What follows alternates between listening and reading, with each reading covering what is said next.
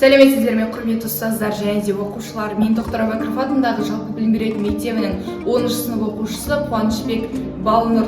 Бүгінгі деректі фильміміздің тақырыбы «Қасиет қонған мекен». Деректі фильмнің мақсаты Қызәулие Көзана бұлағының тарихи және рухани маңызын таныту, оның табиғи ерекшеліктерін көрсету және жастарға ұлттық құндылықтарды насихаттау. Сонымен қатар біз бұл арқылы киелі жерлерді құрметтеу, оның табиғатын қорғау және ата-баба мұрасына деген жауапкершілікті арттыруды көздеп отырмыз. Табиғаттың қойнауында адамзатқа беймәлім сырлар мен тылсым құпиялар әлде көп. Солардың бірі қасиетті мекен. Халық арасында ерекше құрметке ие болған Қызәулие Көзана бұлағы. Бұл жер тек табиғаттың көркем бұрышы ғана емес, рухани тазару мен үміттің мекені ретінде танылған. Қызәулие Көзана бұлағы ежелден халықтың сеніміне ие болған киелі орындардың бірі. Бұл жерде қасиетті ана өмір сүрген, немесе осы бұлақ арқылы адамдарға шипа дарыған делінеді. Жергілікті тұрғындардың айтуынша, бұлақ суы ерекше таза әрі емдік қасиетке ие. Көптеген адамдар мұнда түрлі ниетпен келеді. Бірі денсаулық сұраса, бірі жүрекке тыныштық іздейді.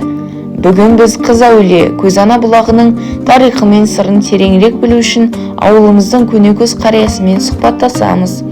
Көпті көрген, өткен мен бүгінді байланыстыратын қариялардың әңгімесі біз үшін баға жетпес қазына.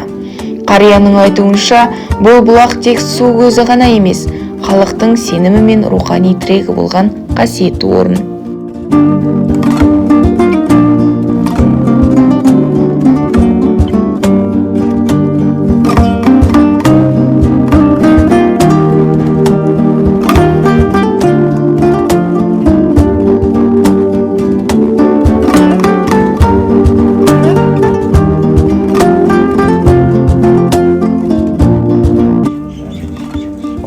Мынау керемет.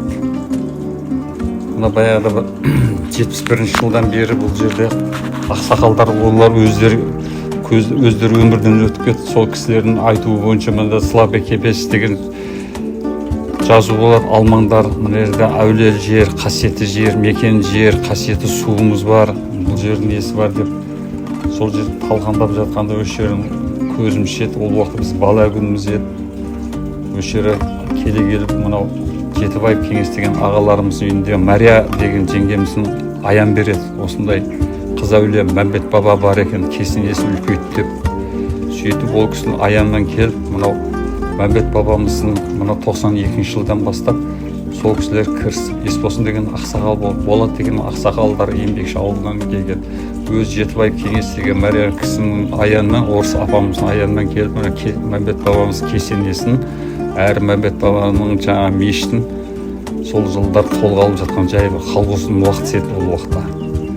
Сонан атамыздың кесенесін сол кісі өзі қаражаттарына істеп, мынау Қызәулие осы атамыздың қызы осы көз жасынан шыққан деп, осы ол жаңа емдік қасиетті, бұл ішкі құрылысқа, мынау асқазанға өте пайдалы, халықты біліп жатыр қазір. Мынау бау бар, бауына қарап, жылда қарап отырамыз.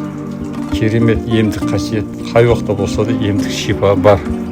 Мына қышымаға, әсіресе асқазанға, көзге деген, ол су бұзылмайды. 2 ай болса да тұруға, үйде бір температура тұра беруге болады. Ешқандай бұл несі жоқ. Алла ем шипасын қосын. Еліміз аман, жұртымыз тесік заман болсын, емдік қасиет, ем шипа болсын деп тілеймін. Көнекөз қарияларымыздың әңгімесінің арқасында Қызәулие Көзана бұлағының тек табиғи емес, сонымен қатар өз құндылықтары бар екенін аңғарамыз. Осындай қасиетті орындар арқылы біз өз тамырымызды, өткенімізді, болашағымызды тани аламыз. Табиғатты аялау, өзімізді аялау. Ал осындай қасиетті жерлерді қастерлеу ұлттың рухани байлығын сақтау. Сондықтан да осындай қасиетті жерлерді көзіміздің қарашығындай сақтауымыз қажет.